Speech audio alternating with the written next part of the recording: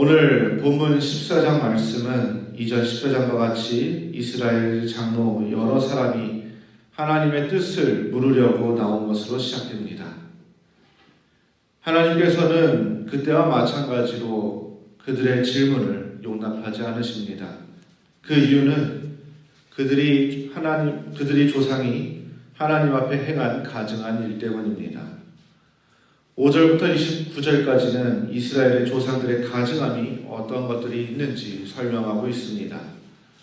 5절 하반절에서 9절 말씀에서 보면 이스라엘이 애굽에서 행한 가증한 일이 있었다는 것을 보여줍니다. 출애굽 전 애굽 땅에 있던 이스라엘에게 하나님께서는 너는 내 백성이라고 말씀하셨습니다. 그리고 그들에게 애굽의 우상을 버리라고 명령하셨습니다. 그런데 그들은 하나님의 명령을 저버리고 이스라엘은 우상을 떠나지 않았습니다. 8절 말씀을 보시면 그들이 내게 반역하여 내 말을 즐겨 듣지 아니하고 그들의 눈을 끄는 바 가증한 것을 각기 버리지 아니하며 애굽의 우상들을 떠나지 아니하므로 내가 말하기를 내가 애굽 땅에서 그들에게 나의 분노를 쏟으며 그들에게 진노를 이루리라 하였노라 라고 말씀하고 있습니다. 하나님께서는 그들을 애굽 땅에서 심판하려 하셨습니다. 하지만 참으시고 그들을 애굽에서 불러내셨습니다. 그러므로 그들이 살았던 그 광야 생활, 그것은 이스라엘이 우상과의 관계를 정리하고 하나님과의 관계를 회복하는 시간이었습니다. 10절에서 17절 말씀에 보면 출애굽 1세대가 광야에서 행한 가증함을 보게 됩니다. 하나님께서는 광야에서 이스라엘 백성에게 율법을 주셨습니다. 그런데 그들은 그 율법을 저버리고 안식일을 더럽힙니다. 그 결과 하나님께서는 그 출애굽 1세대를 광야에서 멸하려 하셨습니다. 하지만 마음을 거두시고 출애굽 1세대가 가나안 땅에 들어가지 못하는 것으로 정리하십니다. 다음으로 18절에서 22절 말씀을 보면 출애굽 2세대가 광야에서 행하는 가증함을 보게 됩니다. 하나님께서는 출애굽 2세대들에게 조상들을 따르지 말고 스스로 더럽히지 말라고 말씀하십니다. 그런데 출애굽 2세대들도 1세대와 마찬가지로 하나님과의 그 약속을 어기게 됩니다. 하나님께서 그들에게 광야에서 분노를 쏟으려 하셨지만 이내 한 번 더 참으십니다. 그 이유가 22절 말씀에 기록되어 있습니다. 22절 말씀을 같이 읽도록 하겠습니다.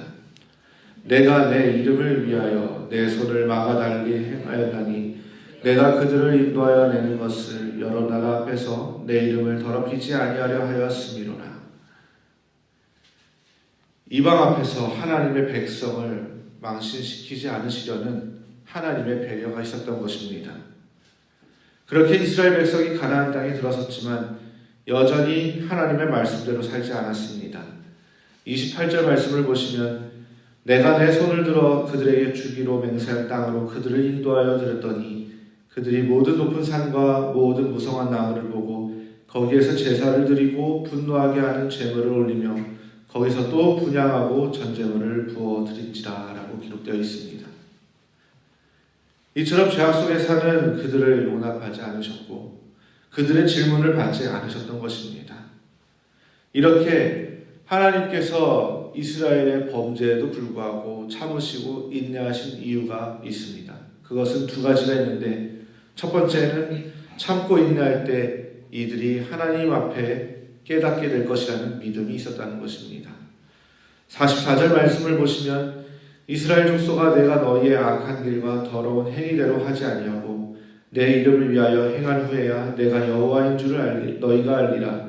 주 여호와의 말씀이니라 라고 기록되어 있습니다. 두 번째는 마지막에는 끄지 못하는 불심판이 있기 때문입니다.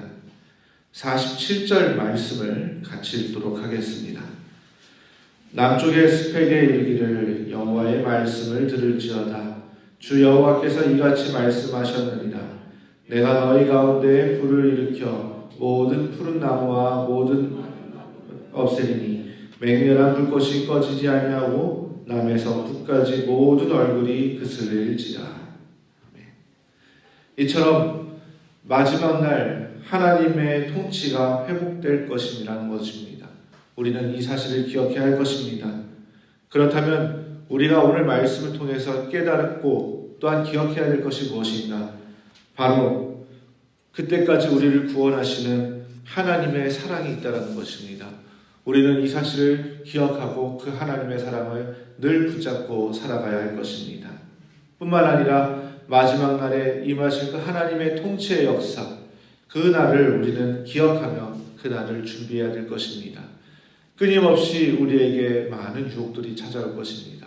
특별히 우상을 숭배하는 그 유혹 앞에 우리는 담대하게 그 유혹을 물리치고 하나님만 붙들고 하나님만 바라보는 믿음의 자녀들이 되어야 할 것입니다.